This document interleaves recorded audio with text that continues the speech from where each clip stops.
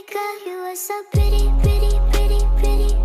Baby girl, you are so pretty, pretty, pretty. Keadilan sosial. Keadilan sosial adalah prinsip yang menekankan perlakuan adil bagi semua warga negara tanpa memandang latar belakang sosial, ekonomi, dan budaya. Dalam konteks Pancasila, keadilan sosial mencakup perlindungan hak, kesetaraan di hadapan hukum, dan kesejahteraan umum. Hal ini bertujuan untuk mengurangi kesenjangan sosial dan melindungi kelompok rentan sehingga setiap individu dapat menikmati hak-haknya tanpa diskriminasi. Nilai dan moral dalam konteks pendidikan. Nilai dan moral dalam konteks pendidikan berperan penting dalam membentuk karakter siswa.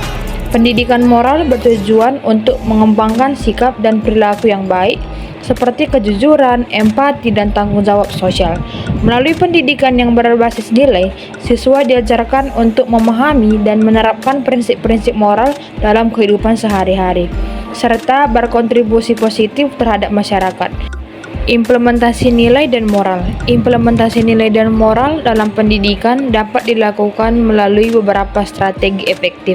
Yang pertama itu kurikulum berbasis nilai. Yang kedua itu model peran, dan yang ketiga itu pendekatan pembelajaran berbasis masalah, dan yang keempat itu diskusi dan refleksi. Yang kelima itu adalah kegiatan ekstrakurikuler, dan yang keenam itu adalah keterlibatan orang tua dan masyarakat. Dampak keadilan sosial di sekolah. Dampak keadilan sosial di sekolah meliputi yang pertama itu adalah kesetaraan akses pendidikan. Menciptakan kesempatan yang sama bagi semua siswa tanpa memandang latar belakang sosial atau ekonomi sehingga semua anak dapat menikmati pendidikan berkualitas. Yang kedua itu adalah pengembangan karakter. Mengajarkan nilai-nilai seperti empati, toleransi, dan keadilan yang membentuk karakter siswa dan mempersiapkan mereka untuk menjadi warga negara yang bertanggung jawab. Dan yang selanjutnya itu adalah meningkatkan kualitas pendidikan. Dengan menekankan keadilan sosial, sekolah dapat mengurangi diskriminasi dan meningkatkan kualitas pendidikan secara keseluruhan. Baik, masuk ke PN 5, studi dan contoh nyata.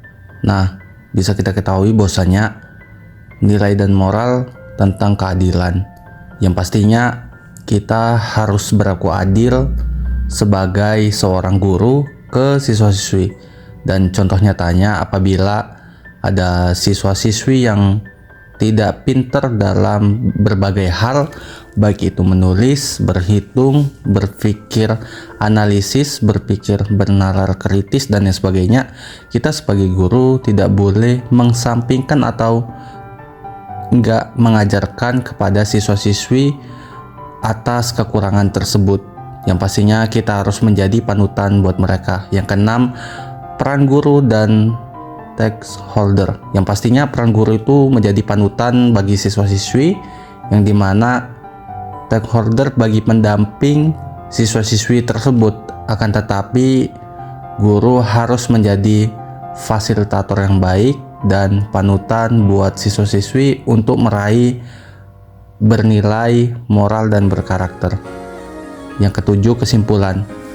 Kesimpulan yang bisa saya ambil tentang nilai dan moral dan keadilan yaitu kita harus memiliki etika dalam di lingkungan, baik itu lingkungan secara ramah, baik, toksik, dan lain sebagainya. Jadi ketika kita ramah kepada seseorang, kita akan menjadi orang yang bisa beradaptasi, dan yang pastinya kita akan berlaku adil ke semua orang.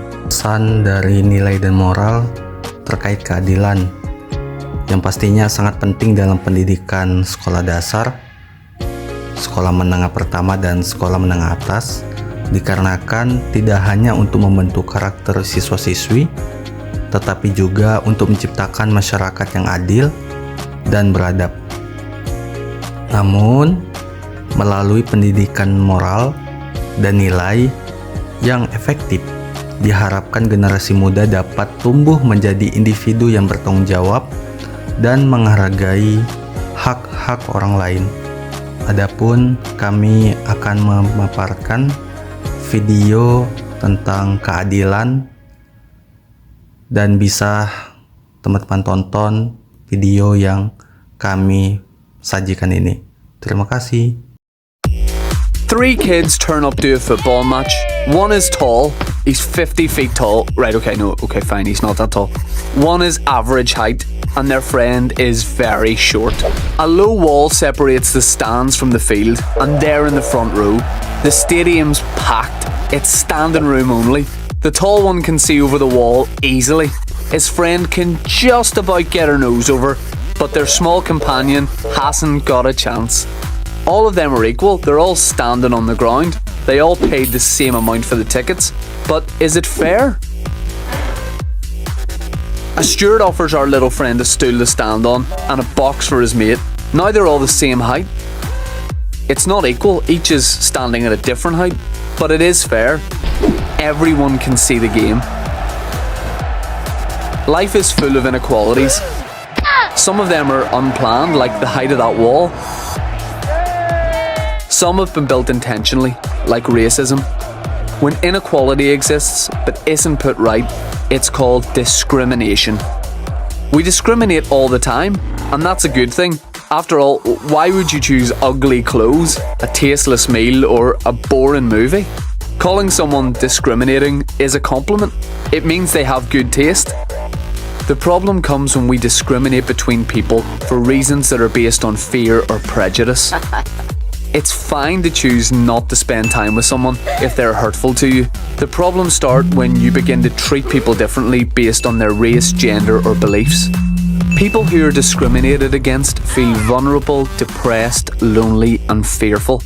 Imagine how bad it feels if government, business, or society as a whole discriminates against you. How would you feel if people were against you everywhere you went?